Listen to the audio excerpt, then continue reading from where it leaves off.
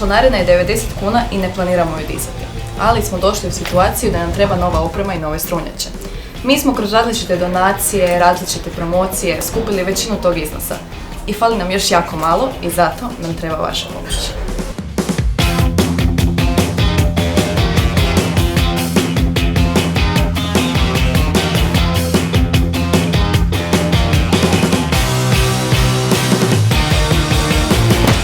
Imamo ovu staru strunjaču već dobrih 15 godina i dala je sve od sebe i donira za novu strunjaču.